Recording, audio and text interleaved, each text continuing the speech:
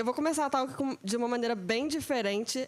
Eu vou começar com algumas perguntas, e são elas. A primeira é, você sabe aonde você está? Bom, acho que todo mundo sabe, a Python Brasil.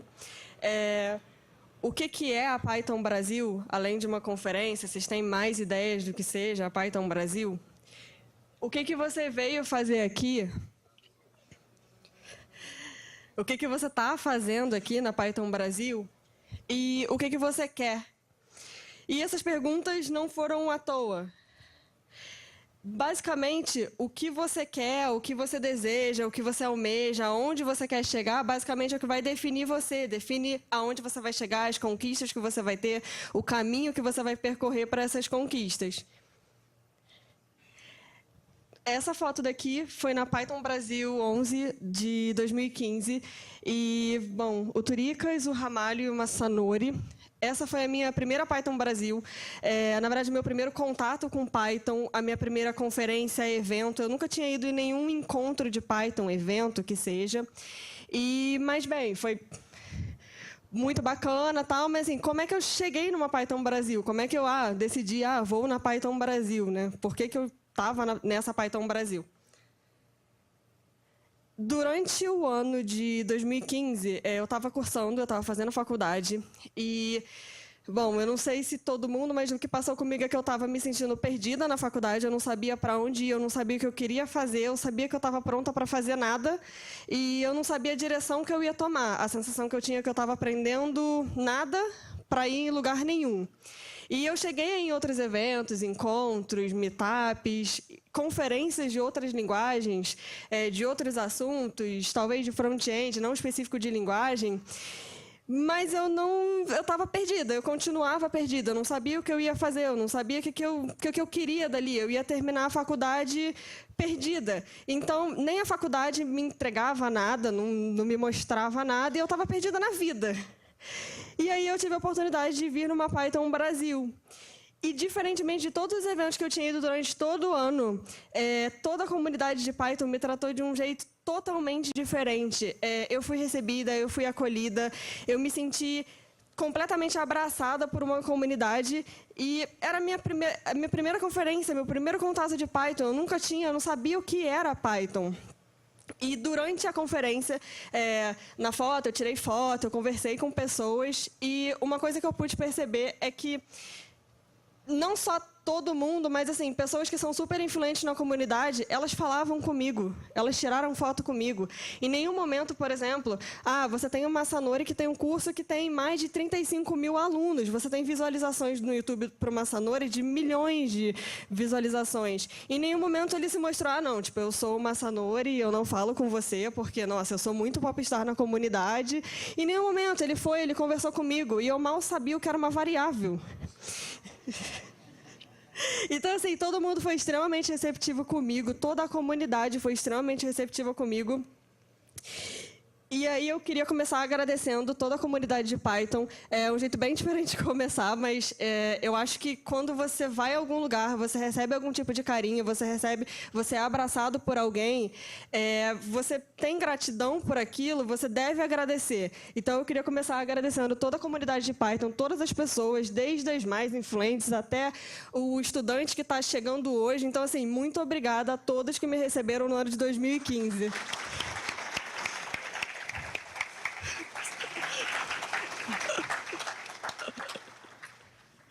Agora vamos começar. No segundo slide eu falei que o que você quer define você, o que você vai querer, aonde você vai chegar, o que você pensa em fazer, é o que vai definir aonde você vai chegar, o desafio, o caminho que você vai percorrer. E assim que eu saí da Python Brasil, basicamente o que eu queria era ajudar. E esse evento aqui aconteceu 6 meses depois da Python Brasil. Ele foi o primeiro Jungle Girls realizado no Rio de Janeiro. E eu tive a oportunidade de fazer parte da organização. Eu queria ajudar, mas eu não tinha muito conhecimento de Python, de Django, de basicamente nada. Eram 6 meses depois, eu mal tinha conseguido o primeiro emprego em Python. Então, eu vi nas PyLadies, no Jungle Girls, uma forma de ajudar pessoas. Eu sabia que eu ia conseguir, eu sabia que eu podia colaborar de alguma forma.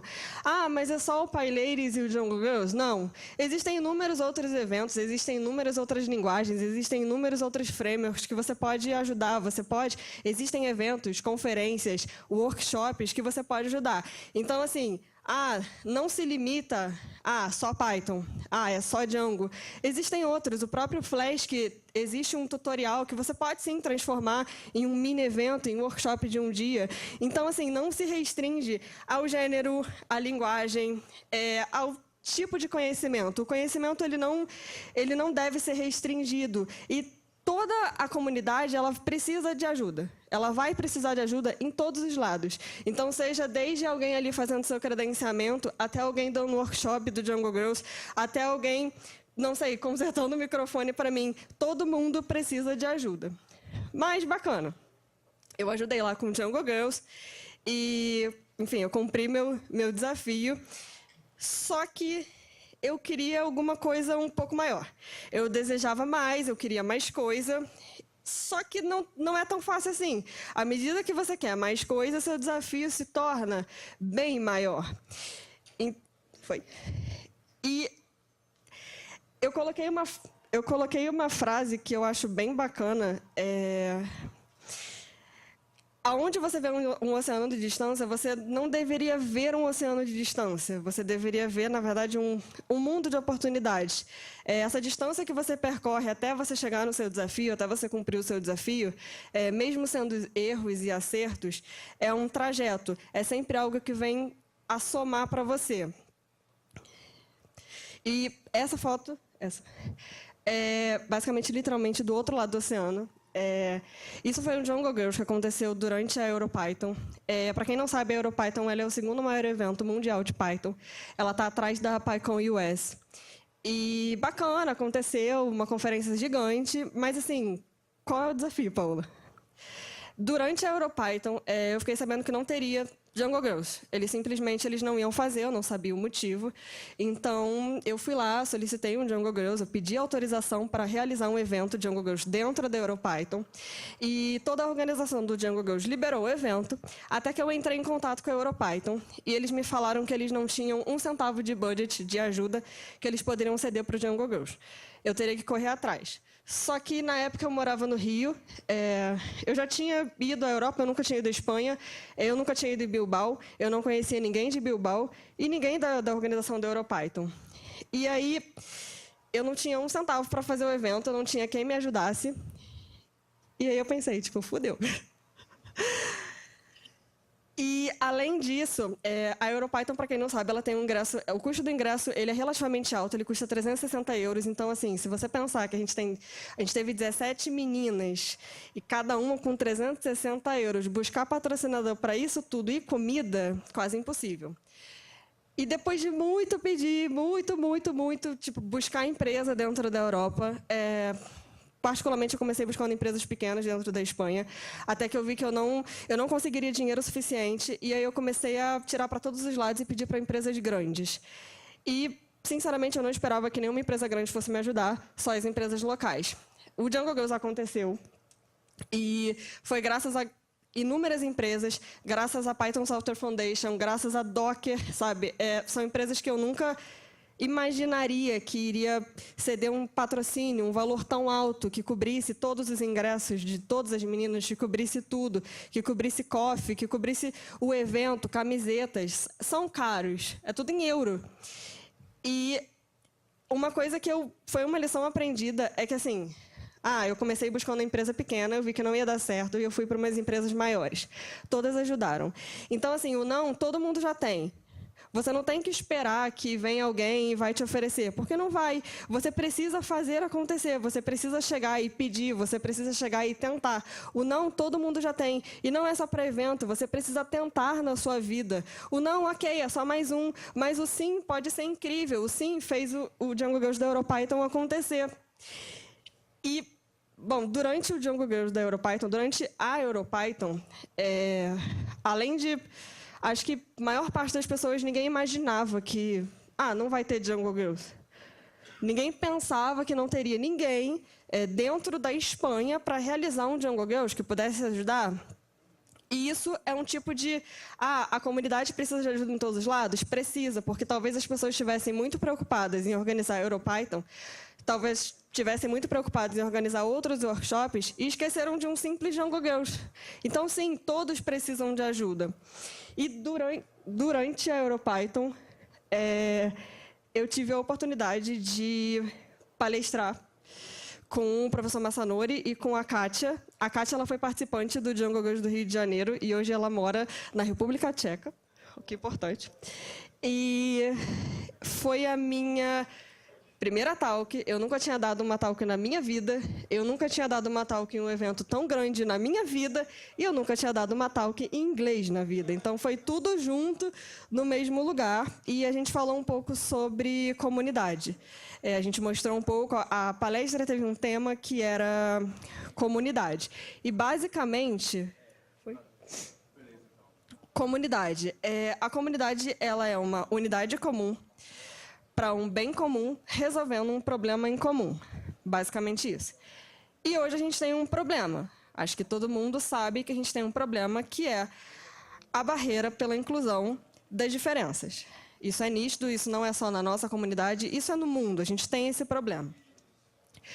Só que uma comunidade, ela só é rica, ela só tem essas diferenças, essa inclusão, se ela tiver diversidade. Senão ela não é uma comunidade. Ela é um grupo de pessoas iguais que estão ali, ela não é diversa, ela não se torna uma comunidade, já que você não tem nenhum problema para resolver. Muito bacana, muito lindo. Só que a gente ainda tem um desafio, que muita gente conhece, que é mulheres na tecnologia. A gente ainda tem um desafio, a gente não pode fechar os olhos para esse tema. Sim, a gente já caminhou muito nas grandes cidades do país, nas grandes capitais, a gente já caminhou muito. Hoje você consegue ver mulheres trabalhando, faixas salariais bem parecidas, você não vê tanto preconceito, mas sim, ainda existe. Isso ainda existe, a gente não pode fechar os olhos para isso. A gente ainda precisa romper sempre uma barreira de preconceito. Esses são alguns números do ano passado da Python Brasil. Ano passado, a gente teve 42% de mulheres palestrantes na Python Brasil.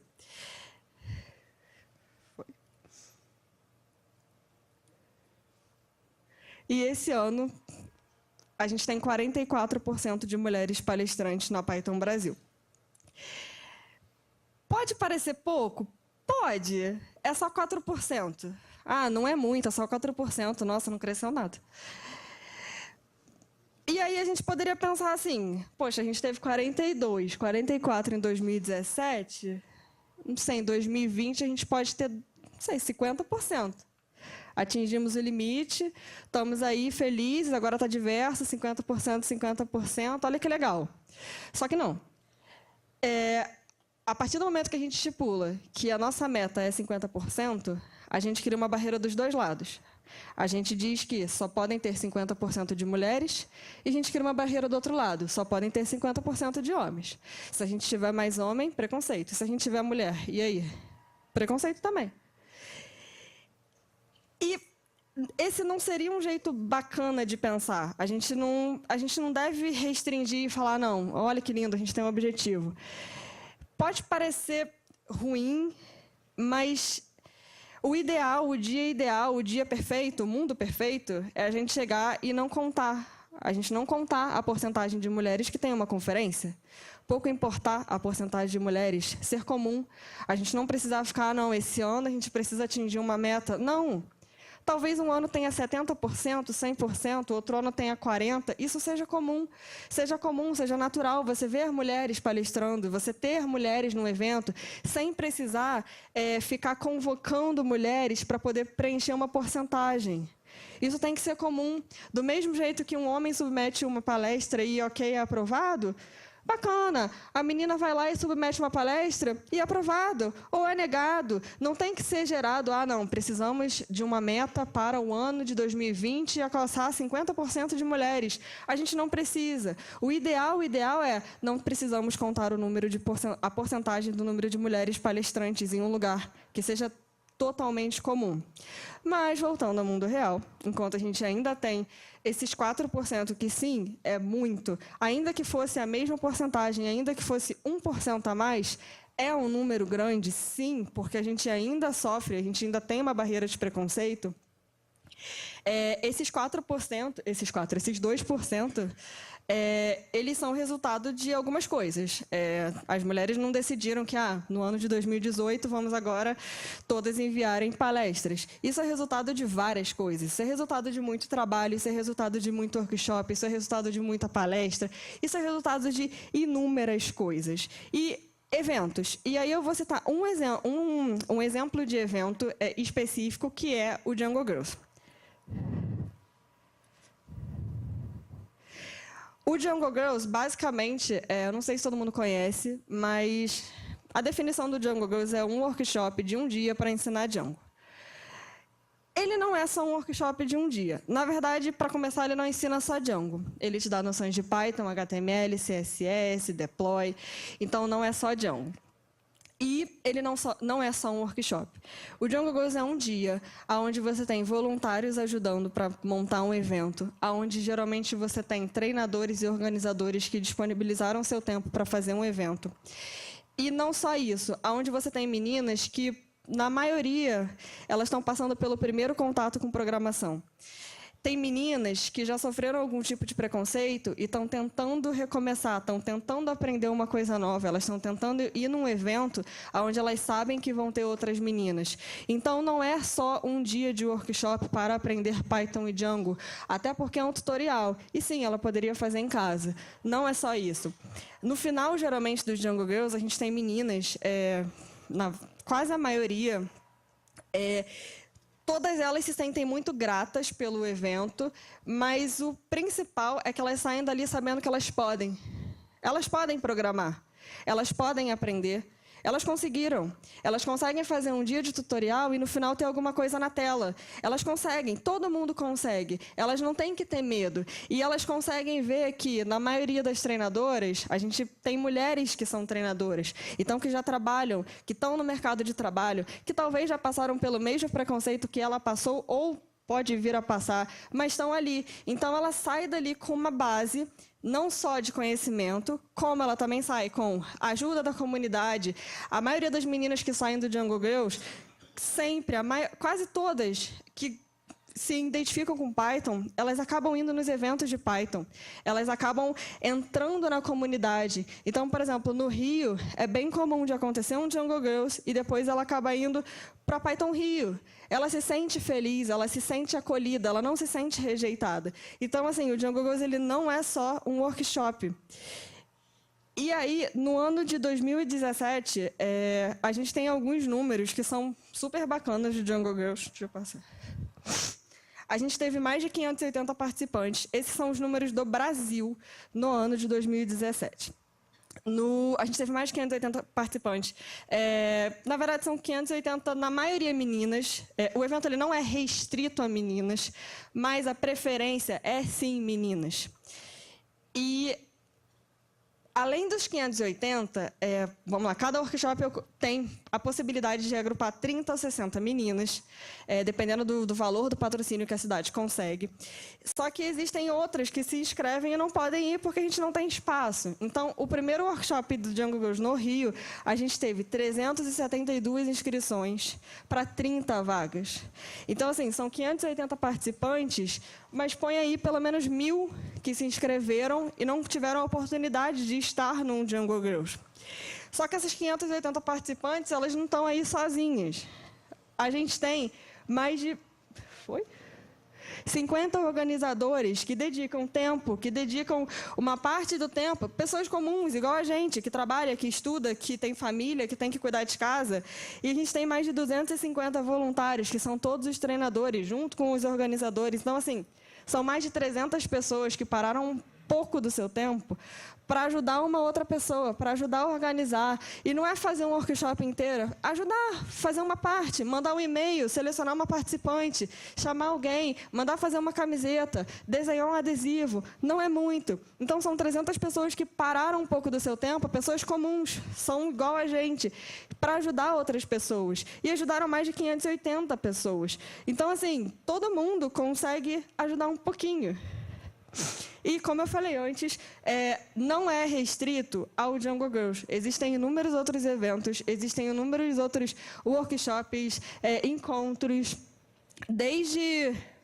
Por exemplo, tem encontros do PyLadies, PyData, tem simples meetups, tem encontros mensais de eventos de comunidades locais, Python Rio, que acontecem todos os meses e, assim, você pode ajudar. Você pode, talvez, não sobrecarregar uma pessoa fazendo com que ela faça o evento todo mês. Você pode, um mês, tentar ajudar. Mas, bacana, você pode virar e falar para mim que você não consegue organizar evento. Tudo bem, eu vou te dar um outro exemplo de ajuda. Esse vídeo, na verdade, essa sou eu, num vídeo do YouTube. Eu relutei bastante para conseguir gravar o vídeo. Primeiro que eu nunca achei que eu fosse youtuber, aliás, eu não sou, mas eu queria ajudar de alguma forma. E eu sabia um pouquinho de Django, mas assim, um pouquinho mesmo. E aí eu gravei o vídeo, né? O vídeo tem mais de 2 horas, é um tutorial que ele leva mais de 2 horas. Quem assiste alguma coisa com mais de 2 horas? Foi o meu primeiro vídeo, o conteúdo é super básico, mas assim... Eu nunca esperaria, para mim ia ter 10 acessos, a minha família só.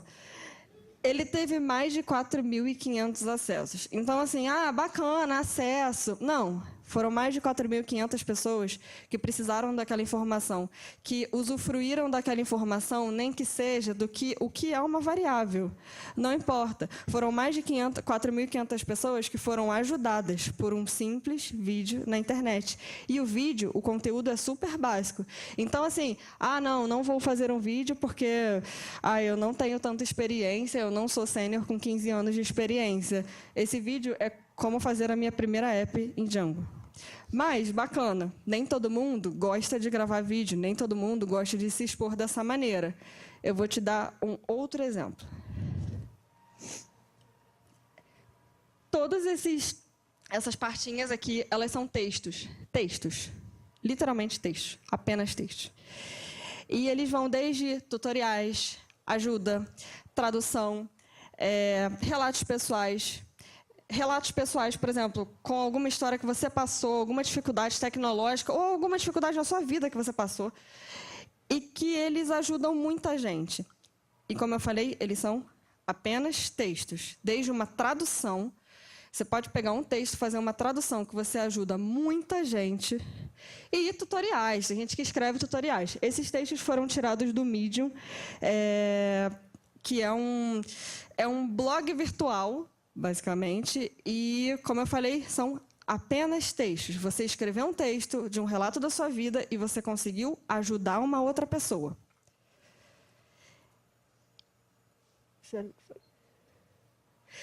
Então, assim, o que fica de resumo de tudo isso? Nunca se veja pequeno. Tudo que eu fiz no meu começo, basicamente, entre 6 meses e 1 ano de experiência, eu consegui ajudar nem que fosse uma pessoa. Você nunca tem que se ver assim, não, eu não sei o suficiente, eu não sei isso, eu não vou conseguir ajudar, eu não vou conseguir ajudar em um evento, eu não vou conseguir escrever um texto. Então, assim, nunca se veja pequeno, você não é. O pouco que você sabe, o pouco de experiência que você tem, você vai conseguir ajudar uma pessoa. E todo mundo precisa de ajuda, seja qualquer tipo de ajuda. Organizando um evento, ajudando, fazendo algum pedido.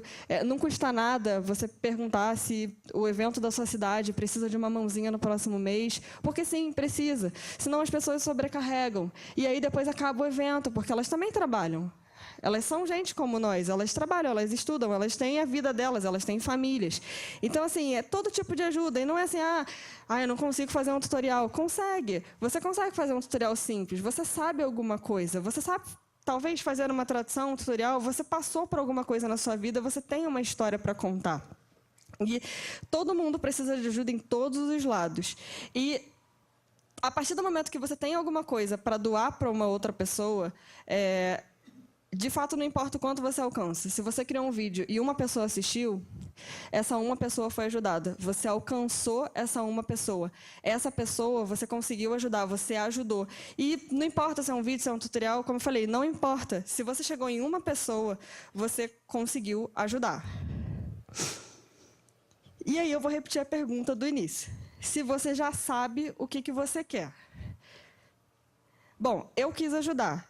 Talvez você ache que você queira ajudar.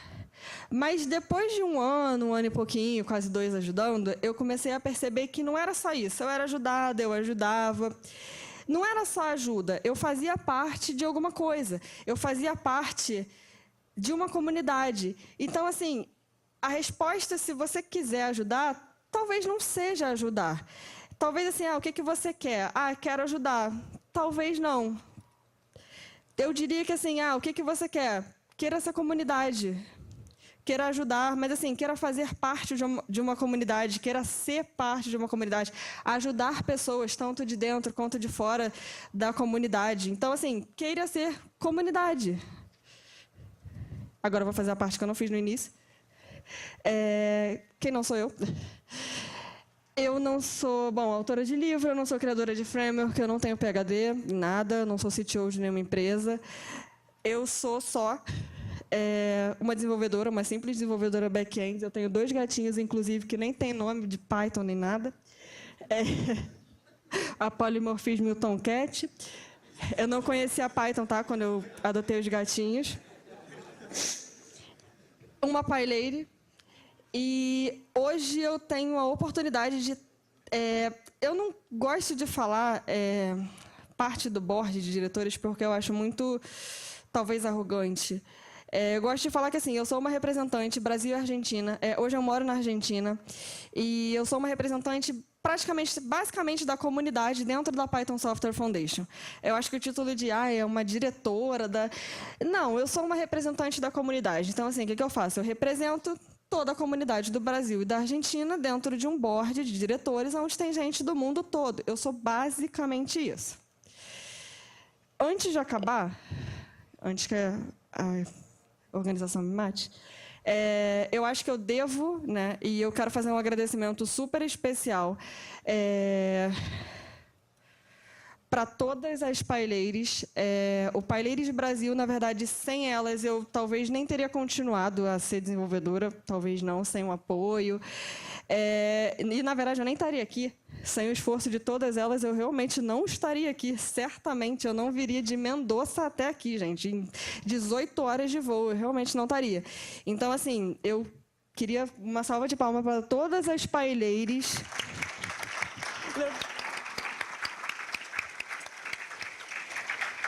Porque elas representaram muito, muito, muito em quem eu sou hoje.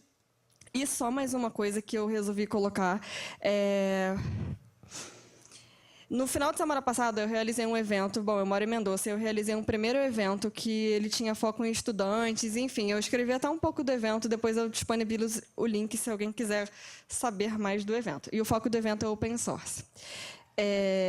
E a gente teve como entrada 1 quilo de alimento de arroz para fazer uma doação para o Banco de Alimentos de Mendoza. A gente esperava 60 pessoas, a gente teve 180. Que bacana. Então, assim, 60 quilos de arroz foram para 180. A gente teve a honra de receber a presidente do Banco de Alimentos e ela ficou super feliz, ela praticamente chorou muito, porque ela não imaginava que iria ser 180 quilos de arroz. Então, assim, a gente alimentou muitas famílias. Eu fiquei, eu acho que, mais feliz por ela ter ficado feliz, mas ok. E durante o evento, a gente teve coffee, como qualquer evento tem coffee, e sobrou muita coisa. Só que Existe uma regra no banco de alimentos que você não pode fazer doação de alimentos perecíveis se não for durante a semana, porque eles precisam fazer o registro do alimento e depois a saída do alimento. E o evento foi sábado, então você imagina uma média aluna de sábado para segunda, ela está apta a bater um prego na parede. E aí eu não sabia o que fazer, até que a gente achou um comedor. Um comedor escola, basicamente, é uma escola que funciona como escola e que no final de semana ela abriga, estudam órfãos na escola e durante o final de semana esses órfãos moram na escola. Ela é um alojamento também. Então, você imagina que a criança órfã está ali, existem pessoas normais, crianças, e as crianças normais elas vão para casa e só ficam os órfãos. E aí eles vieram buscar, eles ficaram super felizes, a gente teve basicamente 100 faturas que são média-alunas e docinhos e corações. E tá aí bacana, ele ficou muito feliz, eu imaginava que ele ia ficar muito feliz, igual a diretora da escola, até que ele falou uma coisa que mudou um pouquinho o meu jeito de pensar. Ele chegou para mim e falou, a gente hoje não teria lanche para essas crianças. Então, a sua doação fez com que elas tivessem lanche. Mas aí você pode pensar, nossa, lanche, criança lanchando. Só para dar uma noção para vocês, o almoço em Mendoza ele acontece 1h e a janta acontece 10 da noite. Você tem um espaço gigantesco nesse tempo. E aí você imagina uma criança que está em fase de crescimento, uma criança que sente fome e quer doce, e ela não teria nada para comer. E isso me deixou um pouco, não chateada, mas eu fiquei feliz, por um lado, que eu tive a oportunidade de fazer essa doação, não só eu, como toda a organização do evento, mas isso me tocou bastante, porque, assim, se você vai num meetup, e um meetup grátis todo mês, um encontro todo mês, é bacana, você está ali grátis, você tem geralmente 3, 4 palestrantes, ou 2 que seja. Mas, assim, não importa. Uma palestra, uma pessoa que vai ali na frente e fala, conta alguma história, e te apresenta alguma coisa, te ensina alguma coisa... Na boa, 1 quilo de alimento que você leve para aquele evento, ele não paga o aprendizado, o conhecimento, o networking que você está tendo ali naquele encontro. A diversão do seu final de semana, talvez, seja ir num Python Rio. E ele não paga, mas ele alimenta muita gente que não tem o que comer. E eu nunca tinha tido esse pensamento, na verdade, antes de fazer esse evento. E eu comecei a pensar dessa maneira porque, assim, gente, não paga. 1 quilo de arroz não é nada perto de... você está ali, você tem gente super importante, você tem gente que sabe muito ensinando alguma coisa para você. Ou que seja um networking ali, você está conversando com alguém, você está trocando conhecimento. Então, assim, não paga. Não paga o conhecimento que você tem, não paga o networking que você tem. Não paga. Então, assim, não sei se é uma dica, mas talvez um pedido. Eu não sei... Os organizadores de eventos, talvez nem se eles concordam com isso, mas todos os eventos que a gente vai passar a realizar em Mendoza, a gente vai cobrar 1 quilo de alimento e variando sempre para que a gente possa doar para esses comedores, para a gente que sempre possa doar para pessoas que não têm o que comer. Vocês podem até pensar, a família pode trabalhar, mas uma criança órfã ela não pode trabalhar.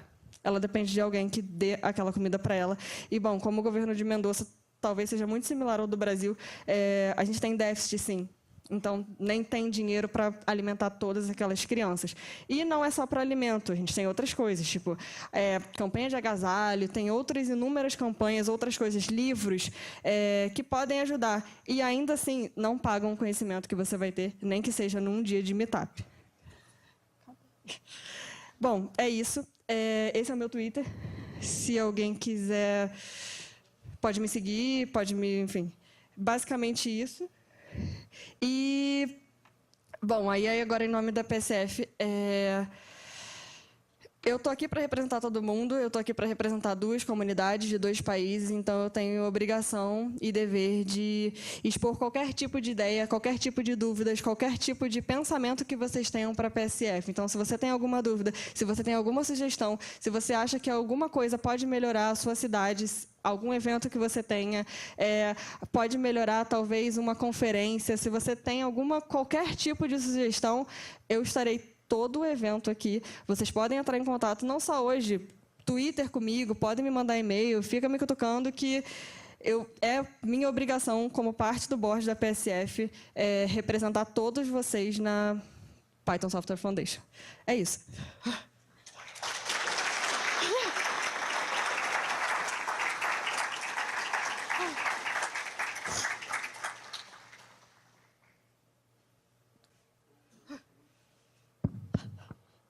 Alguém tem alguma pergunta? Eu acabei não assistindo, mas... Tá. Me ajuda com... Só quem que levantou a mão aí? Tá. Lá na diretoria da PSF, que ideias que o pessoal tem para chegar a mais pessoas, a pessoas que, por exemplo, não são da área de computação, para ampliar a comunidade? Pessoas que representam o quê? Porque eu só vi até o tipo de ideia que as pessoas que sugerem. coisas que vocês estão pensando, que coisas que o pessoal troca ideias? Então, basicamente, a gente tem uma agenda de coisas a fazer e boa parte dessas coisas é relacionada à América Latina e África, onde a gente precisa conseguir mais budget para que a gente possa ajudar mais os países que ainda estão talvez subdesenvolvidos e em desenvolvimento. Então, basicamente, tem algumas, digamos que metas para, por exemplo, a gente precisa conseguir ajudar mais África. Porque a gente acha que investindo na África eles precisam de dinheiro, então a gente precisa ajudar. A gente precisa ajudar, sim, o Brasil. Então, se alguém submete alguma proposta de budget, alguém faz alguma requisição, a gente tem um peso a mais por isso.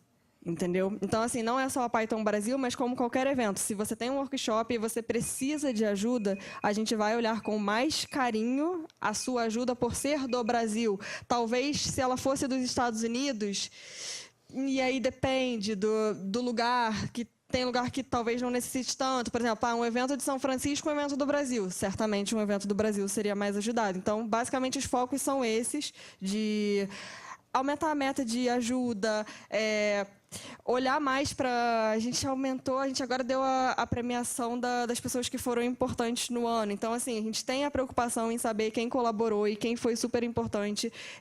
E aí vai ser reconhecido, sim. E acho que é basicamente isso que a gente tem de... E sim, o Brasil está no foco de um dos países que a gente pretende ajudar e crescer o aumento... em valor, mas assim, a gente conseguindo colaborar mais com os eventos, a gente faz com que tenha mais eventos no país e faz com que melhore o conhecimento das pessoas. Basicamente isso. Mais alguém? Alguém aqui atrás?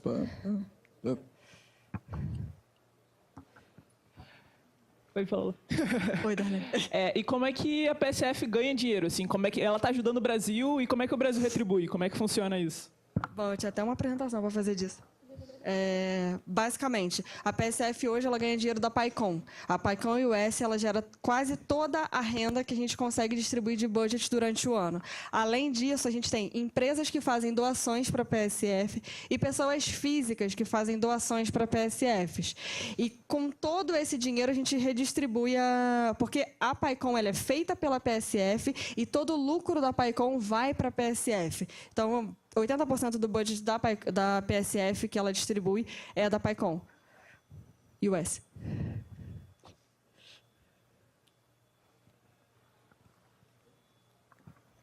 Oi, já que o assunto é esse, como que a gente poderia, de repente, fazer uma doação para a Python Software Foundation, alguma coisa do tipo? Então, existem alguns tipos de membros da Python Software Foundation, que vai desde o básico até o membro fellow. Cada membro tem alguns direitos diferentes, alguns têm direito a voto, outros não têm. E no site da PSF, quando você se registra como um membro, você tem a opção de escolher se você é um membro que faz doação ou se você é um membro básico. Então, por exemplo, eu só faço Django Girls. Bacana, você pode ser um membro. Você dedicou tantas horas por mês, se eu não me engano, mais de 5 horas mensais, ou 25. Eu posso conferir isso para você, porque isso estava num outro slide. Você dedicou esse tempo, então você pode se tornar um membro. Você vai ter direito a voto? Não. Mas existem outros tipos de membro, por exemplo, o membro que doa, ele tem direito a voto. Os membros que ajudam em algum grupo da Python Software Foundation com, seja resolução de budget, por exemplo, votação, os que votam, ele também tem direito a voto. Mas tem, no site, quando você se registra para ser eu quero ser um associado da Python Software Foundation, eu posso ser um associado simples, eu posso ser uma empresa, ou eu posso ser uma pessoa física que faz doações.